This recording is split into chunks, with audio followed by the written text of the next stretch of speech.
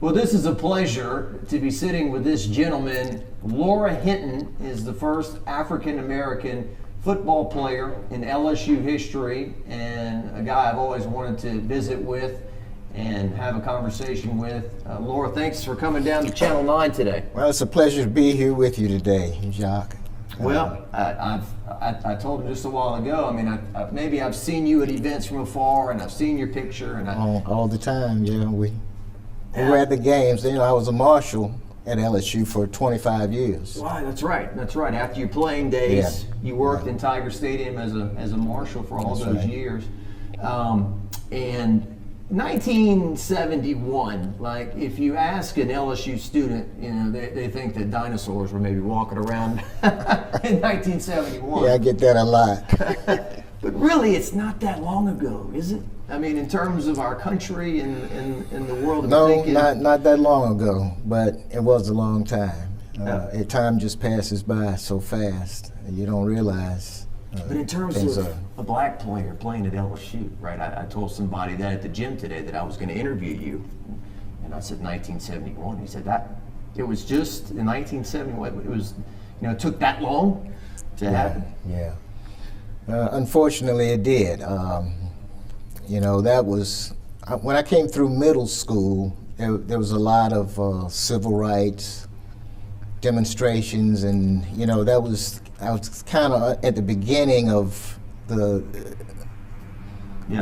transition. Actually, they didn't know at the time it was a transition because people resisted, but it was the beginning of some changes, and a lot of people welcomed the change. You know, it was for the better in a lot of ways. Well, a lot of people saw what they aired on Archie Manning on the SEC network and whatnot, talking about Ole Miss and Oxford. You know, it's different back then, right? You have radio, you have newspaper, you do have TV, but you might have 2 or 3 channels on your television. Did you see this stuff that was going on in the South before you made this decision? Oh, absolutely. It's national news. Yeah. But I don't know. As a young boy, I just felt like I would be accepted. I just felt in my heart that, you know, that things would change. Martin Luther King had a lot to do with the changes that were going on at the time, and I just felt like there were a lot of white people that wanted changes. You know, they recognized there was some imbalance in the way things were going, and you know, it was about time. You know. Did you visit LSU before you decided to come here? I did. Okay. I did not see a football game. I came in the spring of my senior year in March, probably right after they had spring practice. And the guys on the freshman team at that year, there were several of them that took me out on a visit, and I hung out with a little bit over the weekend. Yeah. And you feel comfortable? Oh, absolutely. You haven't heard all. You know, I feel like I tell these stories all the time, but they took me out to a couple places, and you know, we weren't accepted everywhere, and the guys stepped up. I mean, in a big way, to where they confronted a Baton Rouge police officer. He was just doing his job, but that's the way it was back then. And you know, I encouraged them to, let's not escalate this.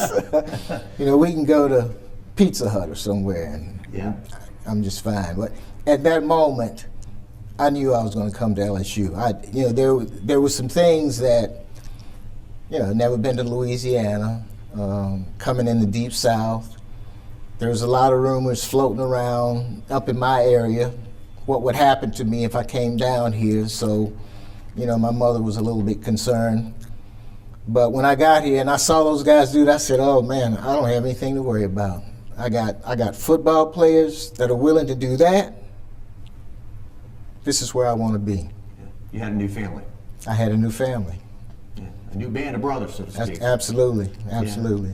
What was, so on this recruiting trip, did you meet Charles McClendon? Charlie Mack? You know, I don't remember. Yeah, or coaches? Do you remember if you met any coaches? Well, Pop Strange was the head of recruiting back in those days, and Barry Wilson was a freshman coach, and those were the guys that I was mainly in contact with over the weekend. Pop Strange. Yeah. Mostly. So reading up on you, I read that your high school, you were the first black high school football player at your high school as well, right? There might be a discrepancy in there. Yeah, Laura's being modest. He doesn't want to take credit. There might have been another, but needless to say, you were.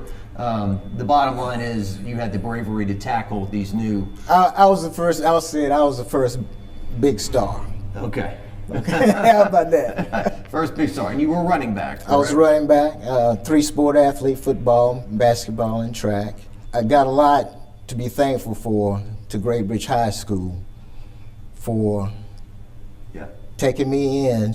So when you're considering where you're going to college, you've got LSU offering. Who else is in the mix? Is there anybody else? LSU kind of came on the back end. Okay. I had a, back in those days they had a sophomore contact they could do, and then junior year you had one visit, and then senior I think you could go a couple times on campus and all that. So the recruiting was real strong my junior year. And it was mostly ACC schools, a few of the big ones, Penn State and some others. But I just felt like I wanted to go south to play football.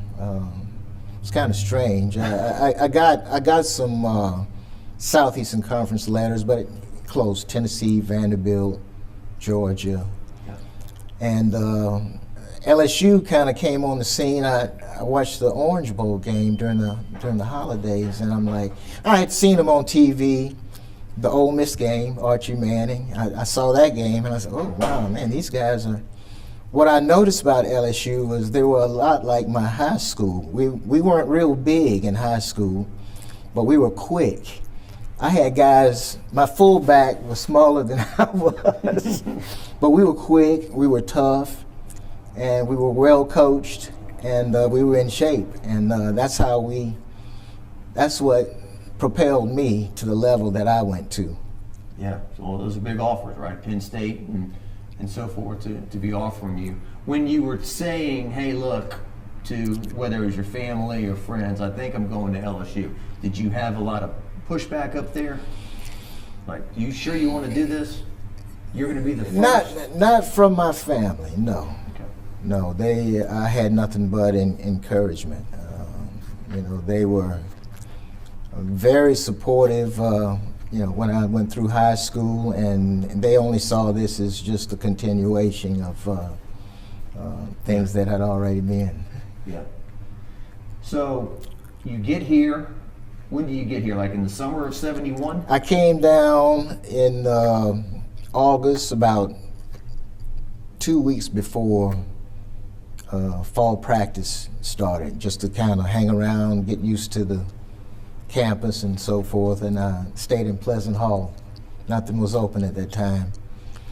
And I'll never forget, I was wondering if I would see anybody before school opened, so I could work out with them and all that. And I went over to the track stadium, and I walk up to this guy. He had the biggest calf muscles I'd ever seen in my life. I said, he's got to be a football player.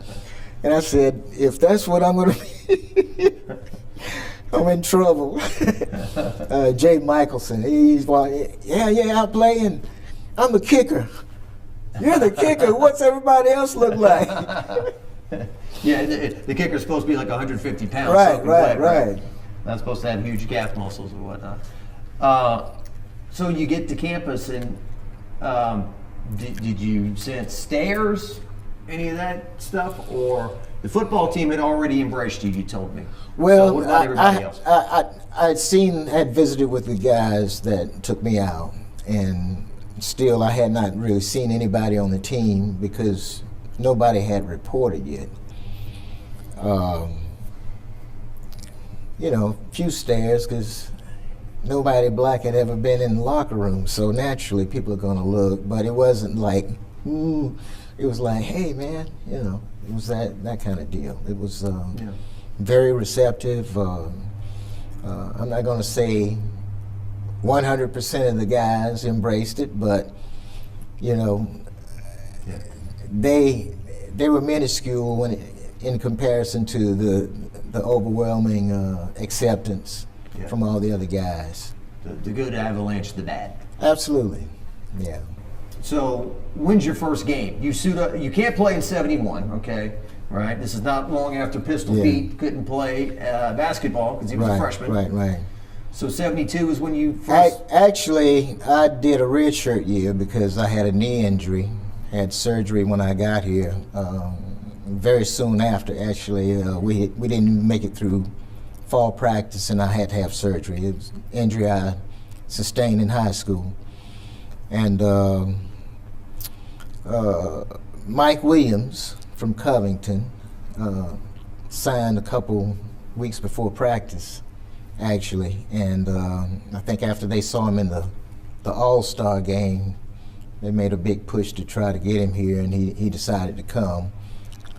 Maybe after he saw that I had signed, you know, there was a little reluctance to be the first one, you know, from people that I had talked to in Louisiana. There was a young black player recruit that came in the same weekend I did, and he kind of indicated to me that he didn't want to do it. And LSU really wanted him. He ended up going. It was funny. He ended up going to Notre Dame, and I had a visit to Notre Dame the weekend after LSU, and I decided not to go. I decided that I was going to sign at LSU. In the height of Notre Dame's Rudy, glory, right? Well, I mean, you know, they recruited my area. You know, they had a big alumni. I had a doctor that lived in Norfolk who, man, he really wanted me to go to Notre Dame, and you know, he set up the whole deal to go make the trip, and I just decided, number one, I'm going south. I'm going south to play. So tell me about, the first game of the year is in Tiger Stadium against number 10 Colorado, a game in which you win 17-6. What was it like to run out of the tunnel for the first time and to play? Well, it's kind of crazy. It was surreal. You know,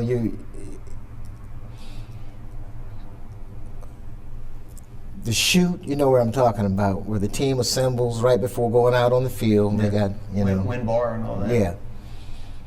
The first time that door opened, and I'm like, am I seeing what I'm seeing? And you know, you walk out on the field, and close to you, you can see people, but off in the distance, it's like a sea of purple and gold. It was unbelievable. Yeah, I loved it. I never was close to being on the field, but I remember the same feeling. I went to my first LSU game in 1987, and I remember those feelings walking out of the portal for the first time and just it hitting me. I just had never seen anything like that. Yeah. That many people could be in one place. That's right. That's right. It was, I still haven't forgot it, 7 years later. So, so as you're playing, I mean, the crowd is like one big thing, right? Any hecklers ever? Anybody shouting anything or of that nature? We didn't get that at home. If we did, it's funny you mentioned that. I didn't see that until after I finished playing. Well, that's good. I went to a game and I'm like, was that going on when I was playing? You were locked in. Yeah, I was locked in. But for the most part, man, look, I can tell you about when Mike Williams played. The first couple, just fantastic plays he made, you would think the crowd would erupt, but it was kind of more like, blah, blah, blah. It was more like a loud mumble, But when he intercepted that passed the second time, I mean, it was unbelievable play. And they started coming around. So Mike Williams was the real deal.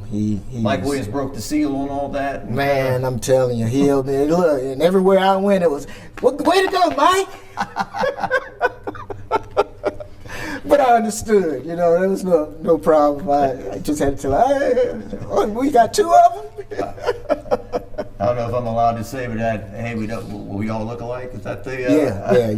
Yeah. It is what it is, you know. We just can't deny.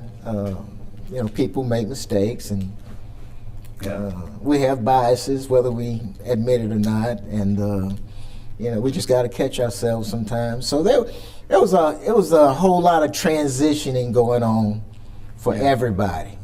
Yeah. And I had a little bit of a jump on them. You can see I had gone through all of that at Great Bridge. You were ready to go. I was ready to go. The people were obviously a lot more down here, and the spotlight was obviously a lot bigger. But That's you right. at least That's had been right. through the human interaction of that. And everything. Yeah. So on the road, anything, or so you're not coming across to me. Mike Williams' story again now, because see, I kind of got eased into a lot of things. I was just fortunate, but we used to play Ole Miss in Jackson, and Rebel flags and right, and the team was at a hotel, and they were eating a team meal, and they didn't want to serve Mike. So Coach Mack informed them that if they didn't serve Mike, then they wouldn't be serving anybody on the team. And they decided to change their mind on that. So that's the way it goes. This was at a restaurant? This was at the hotel that the team was staying at. Okay. Yeah. So we're going to take our business elsewhere if you don't do what's right. Yeah. Now, you talk about, I don't know, being brave or stupid. I just felt like wherever my team went, I could go and everything would be all right. My freshman year, we played Ole Miss in Jackson, and they upset us 24-22 that game. That was before your time. And it was. See it right here. Yeah. October 30th, 1971. Yeah. So I ride up to the game with a guy that I came down here with. We went to high school together, Chuck Mamudis.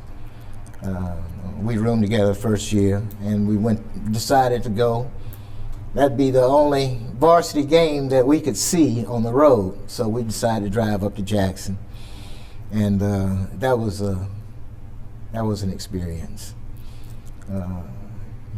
We stopped to eat at the bus station, and it was like, you could just feel the tension. And I couldn't wait to get to the ball game, right? We get out in the stadium, and LSU's just having a good time. Mike the Tiger, the mascot, he's just wagging his tail at the crowd and just having a great time. A couple guys came out of the stands and beat that boy right there on the field in front of me. Beat who? The mascot, the Tiger. Two Ole Miss fans? Yeah. Beat the... As the state troopers are standing there at attention, not really seeing it. His dad had to come out of the stands to help him.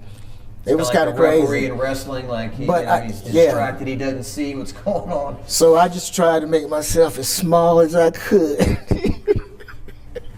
I was standing on the side and I'm like, oh. But it was an experience. It was, and we. So it sounds like we got out of there. When you were in the bubble of the team, you had that protection. But when you're traveling on your own to go watch the team, it's a different story. Well, I made it a point to stay close to campus because of all of that. I not being from down here, not really knowing where it'd be okay to go and Sure. not okay, and by myself most of the time, on foot or on my bike, and you know, so I tried to stay as close as I could to campus, and again, my guys came through, and a lot of them would lend me their cars. Hey, man, here's a car, just take it for the weekend, you know, Right. just whatever you need to do. Yeah. Charlie Mack, tell me about Charlie Mack. I've covered a lot of coaches at LSU. Obviously, I didn't cover him. I think I saw him.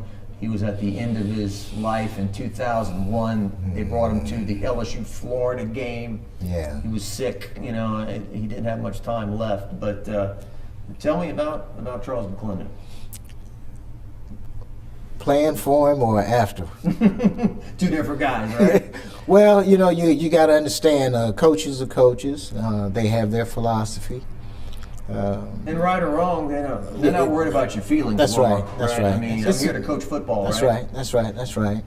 And you know, I could imagine some of the things that he went through with all of this going on, and you know, I commend all the coaches the way they handle themselves with us, the black athletes. I actually took a poll from the guys that came early on and asked them, you know, how do you feel like you were treated? Yeah. Because, you know, I'm going to get some interviews, and when I verbalize this, I don't want to say He the treated wrong me differently. thing. That's right. And it was 100%. Everybody said, man, I was treated fair. Yeah. Yeah. So, He, you know. he didn't beat you down because of the color of your skin. He did it because that's what he did to everyone. That's right. That's right. That's right. That's right. Yeah. It's just a different time, right? I mean, you didn't get water breaks and, That's right. you know, it was just, you know, Archie Manning and those guys, you know, fathers didn't love their son as much as they do now. You know, they couldn't be too sensitive and those kind of things, you know. You take a look at the family pictures, and the father's there stoic. He doesn't smile. That's you know? right. That's right. That's right. So the mental health and everything was non-existent, really. Right? Yeah. Yeah. That's, man, that people ask me, how I got to say my dad had a lot to do with how I handle myself out in public. And, you know, when you grow up under the condition, he lived to be, he was 3 months short of being 100 years old. And so he's seen a lot. He went to the 3rd grade, and he had to quit and start working to help take care of his mother and his brother. Mom was sick. Brother was very young. At the end of the 3rd grade? The 3rd grade. You know, so you deliver groceries, you work in the fields, you did whatever you had to do back in those days to make money, make ends meet. But one thing I noticed about him, even in segregated times, there were a lot of white people around that had respect for him. You know, people he worked with and places that we would go.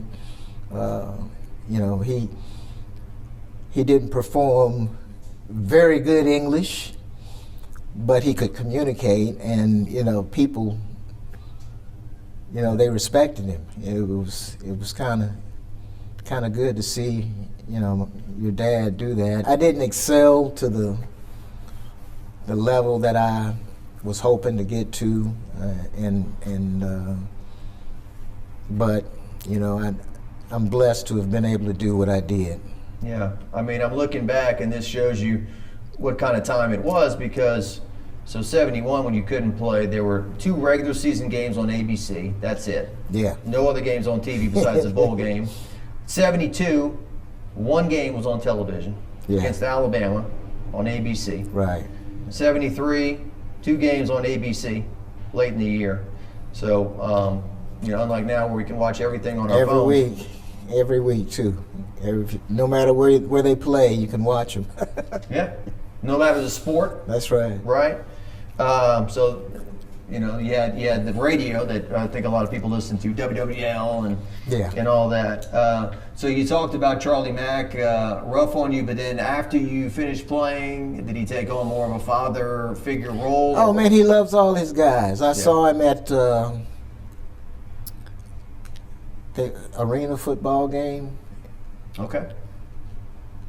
You talking about Baton Rouge Blaze? No, way before them. I don't even know what they were called back in those days. Okay.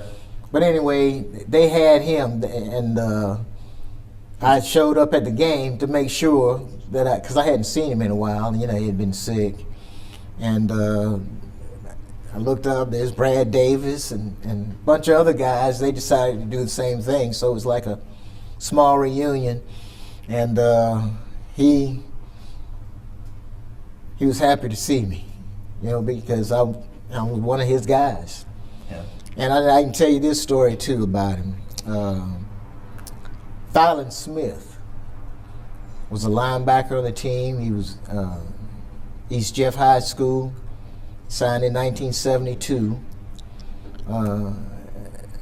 Fallon's another one of those guys that had everybody's respect. He ended up getting a degree, coaching in college for a long, long time, coached at Tulane on that undefeated team, went to Clemson with Bowden, had some success over there, and just touched a whole lot of young men's lives. I got him on the phone a few months back. We were talking about Coach Mack, and he said, man, I'm telling you, Coach Mack started my career. Coach Mack, if it hadn't been for Coach Mack, I wouldn't be where I am today. That's exactly what he said. Well, and they drew some comparisons with Les Miles with him in terms of kind of goofy, like make up words, invent words sometimes. You know, he had his McClendenisms, I think they said. But winning coach, right? I mean, 17, 18 years of winning 70-80% of the time or whatever it was. So 72, you're standing down there when, what's that, is that Burt Jones to Brad Davis? That's right. 72? 72. When you guys got off like 5 plays in one set? That's right, that's right. I'm exaggerating. You could only do that in Tiger Stadium, of course. Charles it was the John Ferguson on the radio call. You know, the game is over. The pass to Davis, the touchdown and the 2-point conversion. 17-16. The guy had his finger on the clock, man. When he saw the play, he did what he was supposed to do. The guy at Ole Miss would have gone, and then you might have gone a little differently. 73, you won your first 9 games and then dropped your last 3. Oh man, yeah, devastating there towards the end. And the more things changed, the more they stayed the same. The team that ended LSU's undefeated streak was Alabama. Yeah. They were number 2 in the country, and that game was in Tiger Stadium on ABC, 21-7. 74 is your last year? 75. I was a senior in 75. Okay. So at this point, so 74 they go 5-5-1, 75 they go 5-6. Are you starting to feel that the heat is starting to be turned up on your coach? There's no internet back then and all that stuff, but do you feel that what was it called? Help Mac Pack? Yeah, there was a lot of that going on, and you know things were changing, times were changing, and if you're winning, you know, nobody's going to say anything. But if you're losing, then here, this is the reason why, you know, we need somebody else. Right.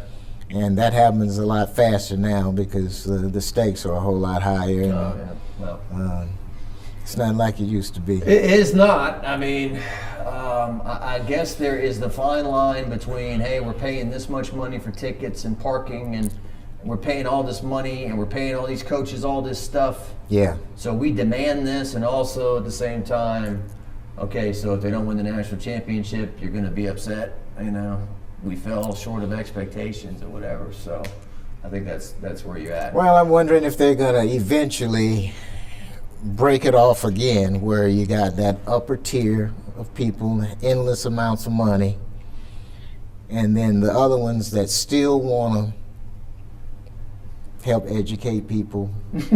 You know. Yeah. I mean, we're not a football factory. That's right. And yeah, that's my only complaint about the whole thing is, you know, unfortunately, where there's a whole lot of money involved, sometimes there's not a whole lot of good going on. You know. Sure. Underlying, you know, and it looks good in the beginning, the money, but did you graduate? You know, were you a good teammate? You know, did you give 100% to your team when you were behind, or you just, hey, you know, just threw in the towel, that kind of thing. So the old school guys, you know, we got a different attitude about today's game. I guess I'm right in the middle between the two generations to an extent, but I grew up with, I would give anything to run out of that tunnel. I would give anything to wear that jersey. If I could play in a Tiger Stadium on Saturday night, you know, I'll pay you to do it, right? And so now I think that's where it's kind of where these guys now, it's like this is a stick up. Kind of, you know, where it's like, how much money can I get? And I don't want to use the word extortion, but you kind of do hear of these kids threatening to leave if they don't get X, Y, and Z. And I just think that you're setting a bad precedent. Well, they're only doing what they see happening. You know, you know, same thing with coaches, and you know, it's the whole system is contaminated. I like it better. But when the two playoff games took place this past year, and they were both classics down to the wire, we're all glued to it, and we're saying college football is the best. We'll pay for it. Nothing's better than college football. Yeah. You know, so that's kind of we put that all aside, and then the off season we start griping, and then when it starts, we're hook in the mouth and we're watching. A few more things with you. Really enjoy the conversation. So I don't sense, not that I was hoping for any, but I don't sense any bitterness with you. You didn't go through any. I'm sure you went through some things, but you know, there's nothing that you carried with you that. Bitter about what? Just you. How can that girl you asked out back in 1973? Yeah, really? No. Oh man, look.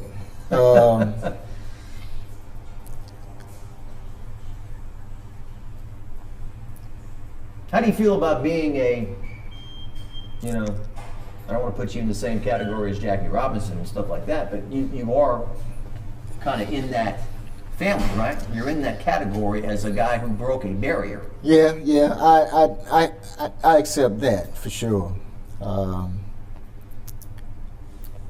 But the truth of the matter is,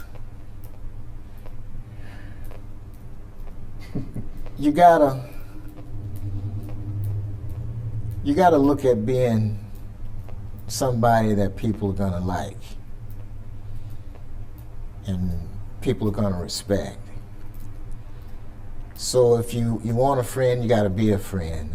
And hopefully, I feel like it did in my case, hopefully it'll spread to other people. And I think it did. I think the camaraderie between all the players that were there back then, the younger guys that came in and saw how it was, you know, they just kind of followed suit with it. And man, it's the funny thing about all of that is the guys that really impressed me the most were the guy that senior class that was here when I came in as a freshman. And I'd venture to say 99% of those guys never went to school with a black person. But they made me feel like I was on the varsity. Now I'm talking about Tommy Casanova, Andy Hamilton, Del Walker, just on and on and on. One of the guys that I really respected was Paul Lyons. He's one of my favorite all-time LSU people. Just the way he showed leadership in the huddle, and I said, "Oh man, this is a great guy." You know, so he was like a role model to me. Yeah, yeah. I could talk to you a lot about your former teammates.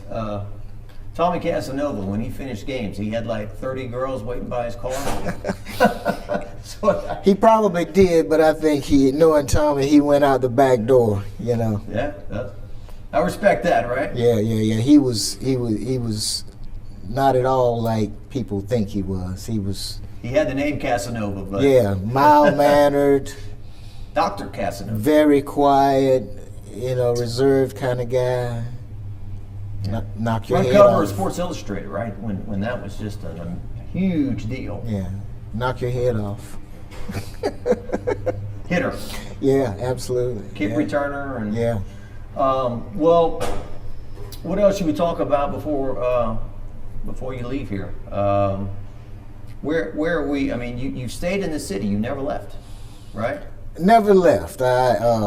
For a period of time, I worked out of town and commuted, but I pretty much stayed here. My wife is from here, and she was close to her family. I had opportunities to go back home, and I often wonder what would have happened had I gone back home. I had very good success when I was growing up, and there may have been some opportunities out there for me that, when you go to school in Virginia, people know you. When you go to school in Louisiana, well, I just decided to stay down here because I just felt like, of course my wife wanted to stay here, but I just felt like it'd be hard to leave Tiger Stadium. Well, it's interesting too, because like you talk to like a guy like Verge Osbury over at LSU, who talked about how when he was growing up, he went to Southern games and Grambling games because black people didn't go to LSU games. Yeah, right. That's right. And I guess they're only going to start going if they have family that are playing on the team, and so you guys kind of started that and moved it forward. And the city has had its racial history. I mean, I've only lived here since 2001. I would hear about it sometimes. Where are we today? Are we at a point where it's better not to talk about it, and let's just all just act like we're all getting along, or does it still have a ways to go, or do you not even think about that? Maybe I'm putting too much of this conversation on you because who you are and the barrier you broke. But well, I don't know. I'm a little disappointed.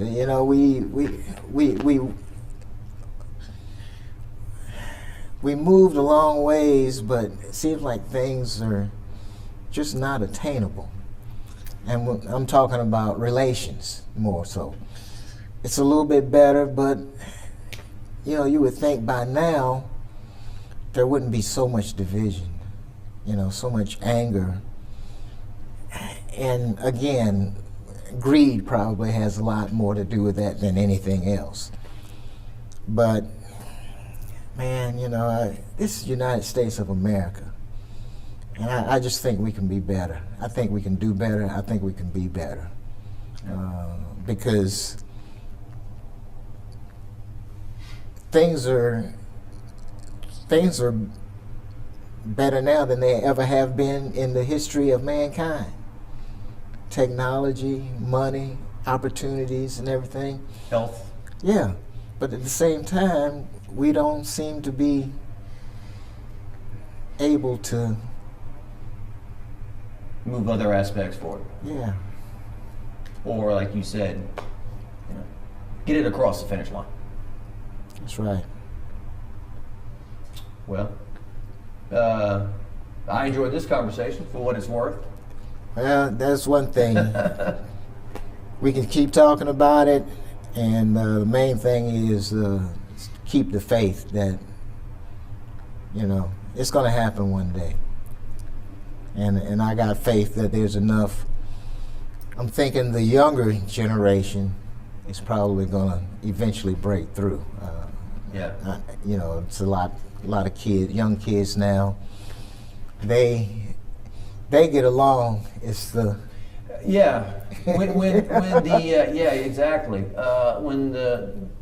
When the racial divide really exploded in the summer of 2020 with George Floyd and all that was going on, the Joe Burrows of the world and stuff immediately, we're not putting up with this. Like, we don't live this way and everything. And I really sense that with the younger generation that it doesn't resonate with them in terms of treating each other differently and whatnot. Well, that's one of the reasons why I have been a little more vocal about my story, because people, you know, their first inclination is, oh man, you must have had a really tough time. They must have really treated you bad on the team and da-da-da. No. See, we can't make a movie about you, right? Oh, no. There wasn't enough. It wasn't enough, you know. Yeah. But we're gonna tell that story though. We're gonna get it out there and let people know, because there's a lot of stuff out there that just wasn't true, and I'm not knocking you guys because y'all do your job, you know. I wasn't there. Well, I just think the characterization of my experience hadn't been fair. Yeah. Well, that's a great thing I learned today, sitting down with you. And I'm the only guy that can right that wrong, and I'm happy to do it. I feel obligated to do it, and just to show people, hey man, we can. Lora Hinton, thank you, sir. Thank you for your time. Thanks for coming down.